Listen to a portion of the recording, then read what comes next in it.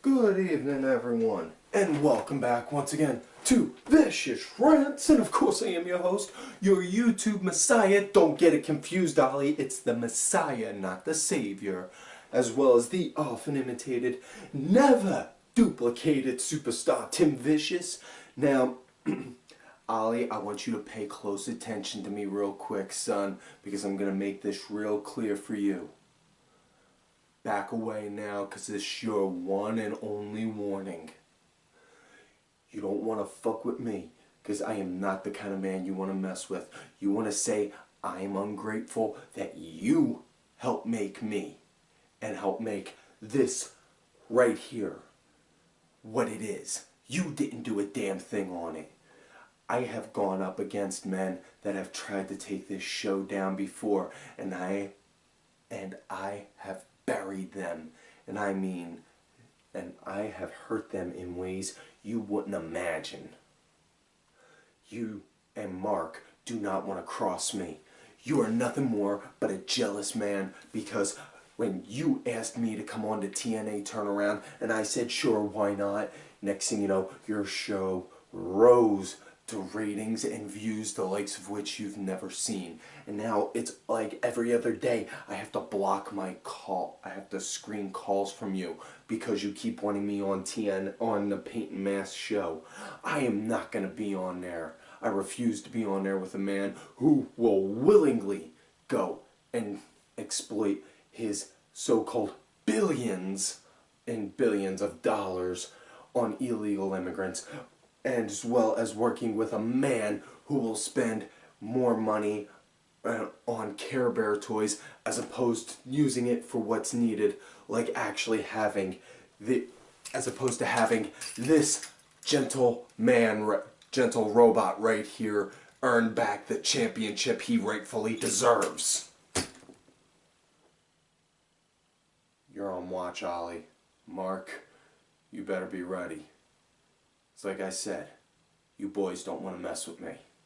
Now, on with this week's show, we are talking about Monday Night Raw, 2 weeks away from WrestleMania, and I gotta tell you, they were doing a good job hyping up the show, hyping up the pay-per-view, and I'm impressed on that. I'm not saying that it's looking like a 5-star over-the-top phenomenal show. I'm just saying that they're going really big with pushing and promoting the show, which I'm all for. Now, Raw started out, they had the Authority in there, and they were talking about on how Randy basically beat Seth up like a little bitch last week, and everyone's like, you know, we all should have seen this coming. And the one man who sold that promo over everyone else was Jamie Noble, just because of the simple fact that he said, now I know I'm the Authority's secret weapon.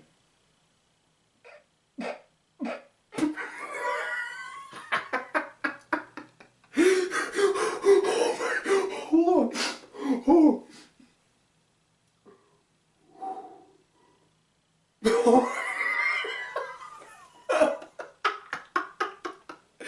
Oh man, that's too good. Okay. Whew. Sorry. Just thinking Jamie Noble being someone's secret weapon is like sicking a 5-year-old to go up against, is like sicking a 5-year-old to go one-on-one with Brock Lesnar. You know, I just want you to picture on how that would end. Yeah. And Seth said, I'll accept your challenge for WrestleMania provided you give me a match tonight. Randy came out and said, you know what, yeah, why not? I know you're going to have your little cronies out there and it's going to be 5-on-1 against me, but trust me, I got enough venom for you all, because they're really pushing them again with the Viper thing. So, yeah. First matchup of the night, it was an ST Divas match. AJ versus the Bella that got the boob job. Nikki, that's her name. See on how much I pay attention? In which case, unrelated note, rumors are going around that the Bellas contracts are going to expire after WrestleMania. Please, God, Jesus, Allah, Buddha, one of you, please, somebody, please let that be true. And so, yeah, this match, yeah, I'm not going to lie, it was actually probably the most impressive ST Divas match I've seen in a while. But on the other hand, it was an ST Divas match, so yeah, take it as that. You know, not really happy that AJ's back because now we're gonna get all the Smarky McSmarkertons out in the crowd doing the chanting for a guy who walked out on them. I'm not even gonna bother to give him the courtesy of a name on this show, you know. But yeah, you're gonna wind up having that, and so yeah, I mean it's match wound up coming to an end right around when Nikki wound up tossing AJ out of the ring, and Goat Cheese, or what is it? What's her name? I know it's cheese related, but I can't remember. But moving on. She wound up coming over, was like, oh, and then Paige came over, and them two started swinging at each other, and that gave distraction, which led to Nikki hitting the, I hate the name of this finisher, the Rack Attack. And again, I have given my reason on, not only do I not like the name, I don't like the move, because one, the name, it's just a cheap knock at the fact that she got a boob job, and two, I mean, the move don't feel right to me. It feels sloppy. The move just looks a little sloppy to me, but yeah, aside from that, I want you to also think, if she had knee issues before, why are you going to have her do a finisher where she's going to hold someone on her shoulders and then force herself to move up for a second and then drop down and put all that weight down on her knees? I mean, you could just easily have her just put all that weight down on her knees just sitting in the boys' locker room. Easy enough. But yeah, anyways, Nikki got the 1, 2, 3, so yeah. Next matchup, it was, this was my piss break match. It was Ryroid versus the Ball Bag, Miz, and man, I could care less for this match. I don't like Miz, and I don't like old Skippy, you know, or as he likes to be referred to, Ryback. And yeah, I've given my reasons on Ryback so many times on here. It feels like a damn broken record and a constant shtick on here anymore. But it's the guy. I can't stand the guy. He's a total abrupt asshole, and not the kind of asshole like I am that, you know, everyone will be like, oh yeah, he's cool. He's just an asshole. You know, I mean like the kind that you just wanna. The kind that you just want to punch in the head like a cheap hooker. You know, that kind of an asshole. But anyways, as far as what the match goes, it was one-sided the entire time with Goldberg dominating and even holding Miz up in front of Mizdow saying, come on, hit him, hit him, hit him. And Mizdow's just like, no. He's like that, which was good. It's selling for him, especially since before the match they hyped up a promo for them saying that they're both going to be in the Andre Giant Battle Royal, and if Miz doesn't win, he's going to fire Mizdow, which, you know, that's going to wind up being led into the next story for them too. Going to be led into a story with them too. But old Skippy got the win. So, yeah, whatever. Next match, it was New Day versus Cesaro and Kid, or as me and I am guessing a good friend of mine out there on the Twitter machine, a man whose show I have guested on several occasions, B-Rot from TRN, the Talkin' Wrestling Network.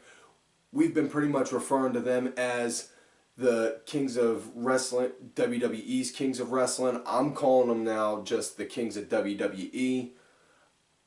So, Kings of WWE versus New Day.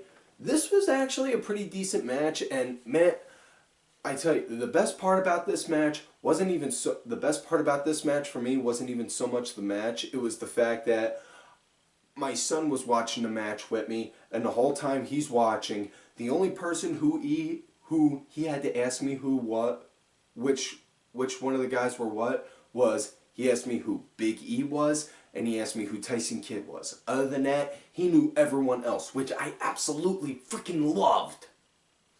And, you know, seeing his face light up, seeing Cesaro and Kidd work their magic, that is what sold it. You know, but on to the match itself. The match itself, it was good. I liked it. It was good tag teaming. Only problem that I had with the match was they had Los Matadors standing over up at the apron, or not the apron, but at the entranceway, I should say. Sorry. And it was, I mean, I didn't like that, but the match itself, it was really good. It was good. It was a good tag team match, which, you know, you need for the tag team division. And I am so hoping that the tag division gets built up more. You know? Especially, yeah, again, I'm a tag team guy. This is what I do. I'll look at a tag team match and think, can I make a tag team match a main event more so than if I can make a world title match a main event? But that's just me. That's my brain. And that's my thought patterns. But the match came to an end. You know, Kofi went to go hit the Trouble in Paradise. Cesaro ducked. Clipped Kidd. Kidd fell over the ring. And Kofi's just hanging on the ropes like this. Cesaro just came up out of nowhere. Wham! European uppercut right on the back of Kofi's head. Oh my God, that was beautiful. And got the 1, 2, 3. So I'm not 100% sure, but I think that's the first time that Cesaro ever got a pinfall win using the uppercuts. If I'm wrong, by all means, feel free to leave a little comment right on down below. While you're on down below, you know, also feel free to click on the link down there for the Spring for SIDS group, Shannon's Butterflies, and make sure you donate. And if you can't donate, by all means, please share the link with someone who you think can or can help promote this or can help promote it. You know? Alright, so after they got the win, Los Matadors came down while Natty was tending the Kidd. Next thing you know, there was a bit of a brouhaha, and Cesaro wound up picking up, I think it was Kofi.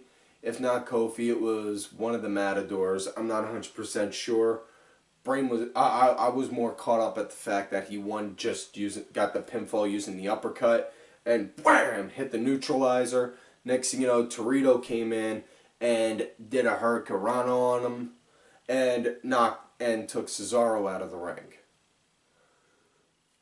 So I'm guessing what they're looking to build for WrestleMania is a triple threat tag match for the titles. Personally, what I would like to see is a tag team turmoil match, or even yet a tag team gauntlet match. Just have the champs going after team after team after team after team until all teams are eliminated. That can work. That's me though. You know, so next match up after that, it was Big Show versus Eric Rowan, which I can't even say it was really a match. It was really more of a no contest because the second Rowan started to walk into the ring, just Show, wham, just started going at him, and he went to town on him fierce. And then next thing you know, got up onto the second rope, got up to the second turnbuckle and elbowed him. And the whole time I'm just thinking, what the fuck? Give Rowan a chance, man. You know? It's Rowan. Rowan, I want to see actually do some serious work. I like him. You know, I can see, I'm not saying he's going to be a main eventer, but I can see potential in him being good in the ring. You know, I would like to see it. Yep, but after that, next matchup wound up being a little impromptu battle royal. Kane wound up bringing out a lot of the guys that are going to be in the Andre Giant Battle Memorial, and and saying, I brought you all out here to demonstrate to you all what will happen at the Andre the Giant Memorial Battle Royal. And then just as it was about, next thing you know, me, Zark Henry came on out. Which, you know, I give Mark credit on that because Mark, he looks good. He looks like he's trimmed down, like he lost a good chunk of body fat and gained more muscle mass. And, you know, I have been watching Mark Henry wrestle literally pretty much my entire life since I started getting into wrestling. So I have been watching him from then until now, and you know, the guy is, and aside from that, I've also seen the man live. The guy is freaking huge. He is a monster. You know, he's the kind of guy, if you're going to have to go and take out in the back alley, you'd want to go and just like empty an entire magazine on him to make sure he was down. He's that big. But, you know, and he's got that scary strength too. But, yeah, he came in saying, well, this looks like we got ourselves a March Madness. And everyone just started proceeding to go and swing at each other. Curtis Axel did the best part because he just slid out, standing next to the Andre the Giant trophy, like, yeah, yeah, yeah. So everyone's tossing each other and beating the crap out of each other out, and it's left to Kane and Henry in there, and Henry picks Kane up, just about to give him a World's Strongest Slam. Next thing you know, Kane grabs the ropes and he's on the apron. Axel winds up climbing back in, tries to toss Henry over, no luck, but the hit from Henry knocked Kane down, and next thing you know, Henry just looked at Axel like, you just went full on retard. You do not go full on retard on me, boy. And then just beat the crap out of him. So I'm kind of hoping Henry wins. You know, if not Henry, then, you know, chances are they're probably going to have Sheamus be a surprise entry at the battle royal. So if he's there, my money's going to be on him. Yep. But next matchup, 6-man tag match of the night, and this was hands down the match of the night. You know, and that's saying something considering on how much I just sold that tag match with Kid and Cesaro. You know, it was Dean Ambrose, Daniel Bryan, and Dolph Ziggler versus Stardust, Wade Barrett, and Luke Harper. R-Truth was on commentary, and he had the title on his strapped to his back, like literally, like here, like strapped to his back like that. Which I don't know. I don't know. I don't try to make sense on how they're having their characters go anymore. You know, I just give on what I think could help with their character development. But but this match, it was good, and it was good and solid, and especially for a trios match. You know, WWE doesn't tend to do trios matches that good, but oh my god.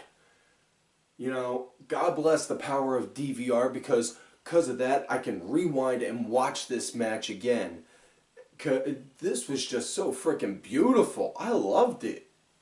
You know? I mean, why can't we get matches this kind of intensity on a regular, consistent basis? You know? Now, also, want to point out real quick, to any of you Smarky McSmarkertons out there that are watching this and are shitting on the idea that Daniel Bryan's in the ladder match for the IC title, fuck you.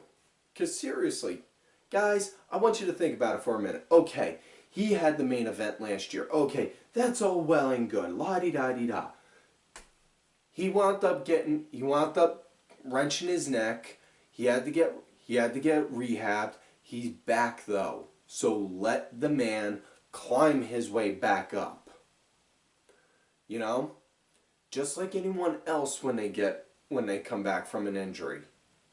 And yeah, and also I did say it last week.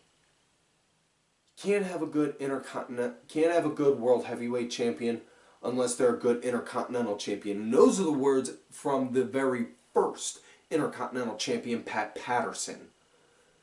So we'll just say for the help, Bryan wins it. Then next thing you know what? He can elevate that title to a whole new level. Because whether he's doing a serious, legitimate storyline or a funny comedy storyline like he was with Team Hell No, he's going to make that title be noticed. And that's what really counts. You know? And I am all for him winning it. I'm all for him. If he wins it, okay, that's great. If he doesn't, my money's on Ambrose. Moving on now. Back to the match. This was really good. Truth was on commentary the whole time. I couldn't help. I did not like them one freaking bit. It was between him and JBL doing the izzle, whizzle, fizzle, kizzle, whizzle, manizzle, whizzle shit with each other and talking about on how, oh, somebody just stuck it on your back like a kick me sign. You know, really? What the flying fuck? Come on. Don't insult the fans' intelligence. Okay, the show is PG. The show is tailored and designed for an age demographic of 8 to 12-year-olds. So you're really going to tell me you expect children from those age brackets to just think that one wrestler just went up to another's back, patted him on the back, and stuck it on there without him ever noticing? I mean, those belts are at least a good 5 to 10 pounds. You're telling me you're not going to notice 5 to 10 pounds of extra weight stuck on your back?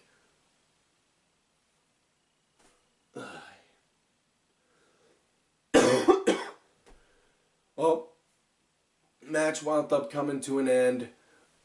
Like all trios matches, it eventually led to a big brouhaha, and all the guys were all brawling each other at one point. Ambrose wound up getting in, and wham! Hit Dirty Deeds, got the 1, 2, 3 for them, so his team won. But after that, Harper just started eyeing up Truth, because Truth was last seen with the title. And he was like, oh, it's okay, man, it's okay, it's okay. And then Stardust took the title off him, ran away. And Ambrose chased after him, started going at him.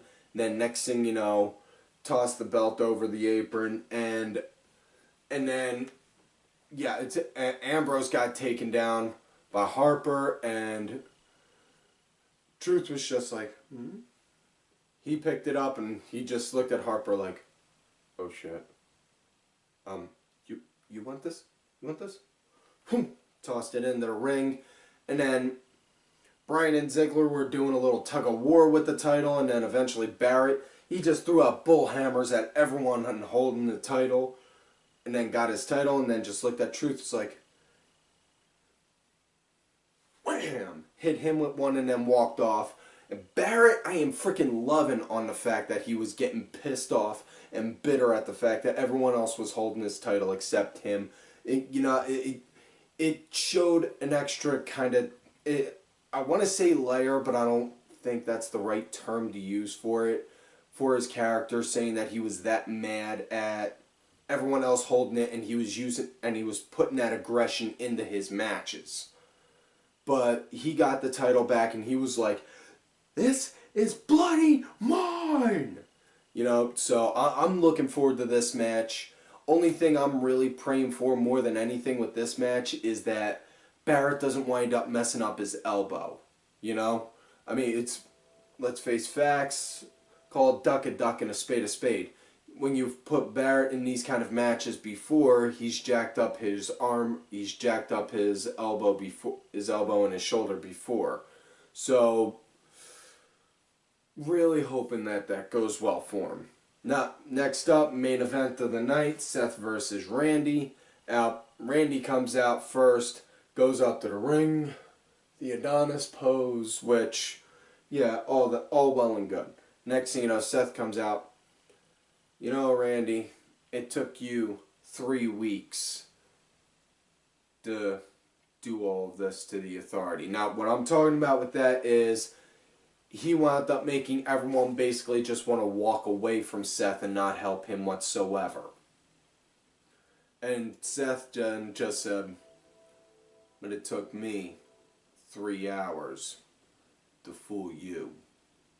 And then cue the music, and out comes the Authority with Hunter and Steph, in which case, hello Steph, MILF in charge. Whew. And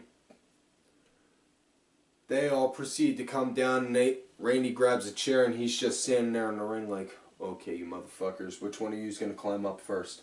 Who am I taking down?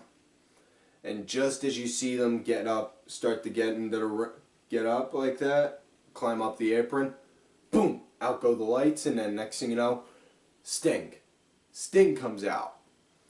And Randy and Sting proceed to beat the crap out of everyone, in which case, if I was Randy, I would still be doing my job, but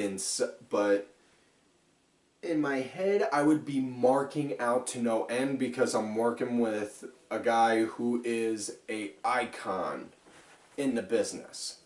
Hands down. You know, good, bad, or indifferent, whether you love or hate Sting, you got to give the man respect for everything he's done for the company. But, you know, next thing you know, and Sting, boom, hit a stinger splash on J&J, and then grabbed the bat, eyed up Hunter, was like, you. And then grabbed Noble, bam, Scorpion Death Drop, Randy went over, RKO'd Mercury, and that was the show. So, and that was it. I thought it was pretty good. I'd give it a good 3.5 to a 4 out of 5. You know, this is the kind of Raw before the go home show you would want. You know, now if they stick with on how they promoted all of the matches and hyped up the matches before WrestleMania like they've been, I think it will be great. You know, so alright, and back to the matter at hand. That's it for this week's show, folks. So don't forget to like the video, subscribe to the channel, go back, watch all the other episodes. Look for me on Twitter at TimVicious. Make sure y'all look for my other account, Tim_Vicious. Also, do not forget to click the link down below for the Spring for Sid's group, Shannon's Butterflies.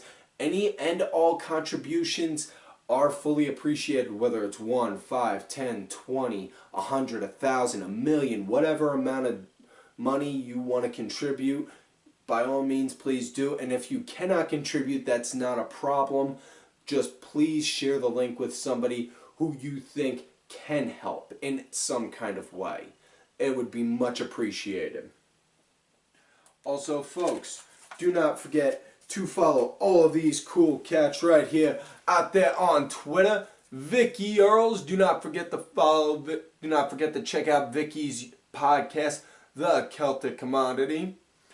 I am Danny Sunday, Mucky Moss, Axel Mulligan, Sunday Segway, Sinfully Sabrina, Cranky Grandpa Legion Lady Aaron, the two pieces of shit that keep on trying to bury me, Oliver Ben and Just a Stupid Mark, as well as my client, who, as I have said before, is the true Raw General Manager, Bronx Bitch forever, and seeing as on how this is the St. Patty's Day episode, folks, if you love me, great. You hate me, Paul Mahon.